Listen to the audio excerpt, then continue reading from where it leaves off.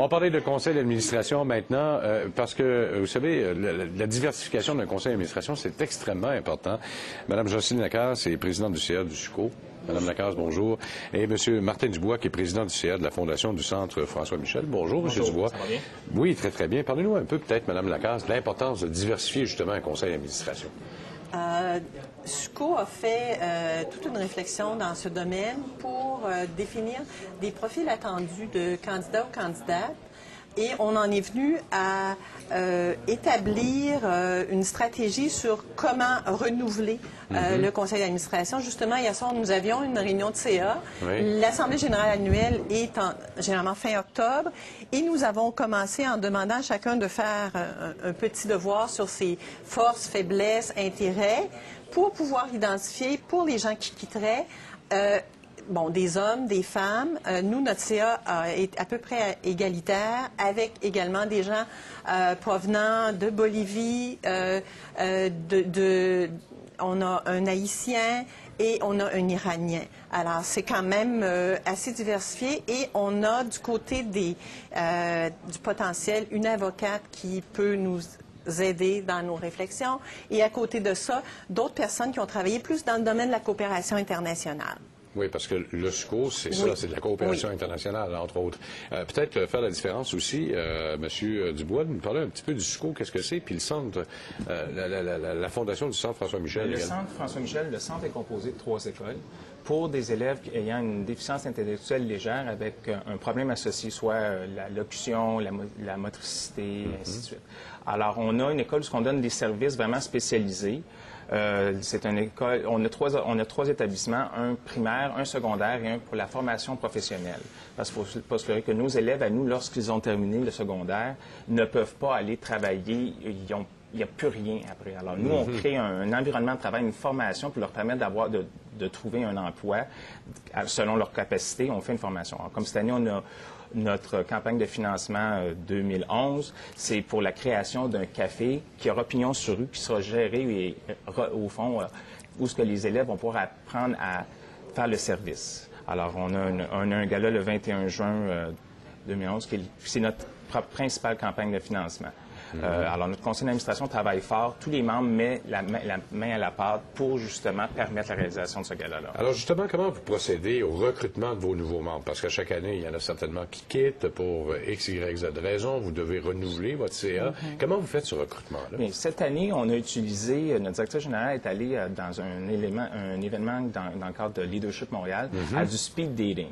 Alors, au fond, au fond, c'est qu'ils rencontraient, c'était organisé avec la Jeune Chambre de commerce de Montréal, je ne me trompe pas. Oui. Puis, elle avait, chaque membre qui était il y avait peut-être une vingtaine, une trentaine de personnes, elle faisait un speech de 10-15 minutes pour vendre la fondation, puis les attirer chez nous.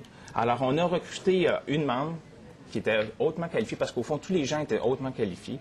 Et on a un potentiel d'avoir un deuxième membre, remplir un deuxième poste. Alors, c'était vraiment idéal pour nous. Est-ce qu'au SUCO, vous faites la même chose? Nous, on l'a fait un petit peu différemment. Notre directrice générale a fait appel. Il y a, par les réseaux sociaux, moyen d'obtenir des rencontres qu'on fait d'abord par téléphone, et nous, on a complété par une rencontre des personnes qu'on a recrutées. On a 2 personnes qui proviennent de, justement, des efforts que Leadership Montréal a fait pour diversifier les CA, je dirais. Et de ce côté-là, quand on a procédé de cette façon-là, les personnes sont venues à une rencontre du CA pour voir les affinités que nous, on avait et qu'eux avaient avec l'organisation. On leur a remis un dossier présentant également l'organisation. Ils ont pu poser des questions. Et à ce niveau-là, suite à ça, à l'Assemblée générale, ils se sont présentés, on les a présentés brièvement, et suite à ça, se sont impliqués. Disons que SUCO a une particularité par rapport à... C'est un organisme de coopération internationale qui a 50 ans cette année. Ça a été fondé le 6 juin, il y a 50 ans, donc 50 ans hier. Et nous aussi, on a un événement qui s'en vient, qui est le 50e, à l'automne, qui aura lieu au Bain-Mathieu. Et sur lequel, par exemple, on a des gens en communication de notre CA qui travaillent. Vous, chez vous, vous avez plus de facilité parce que vous êtes au niveau international à diversifier votre CA. Est-ce que chez vous, c'est plus difficile? Parce que là, il faut tenir compte de l'âge, il faut tenir compte des compétences, il faut tenir compte des différences ethniques. Il faut dire que... Pas nécessairement. Hommes, femmes. Non, pour nous, vraiment, l'importance, c'est certain qu'il faut diversifier par rapport plutôt aux gens qu'on peut...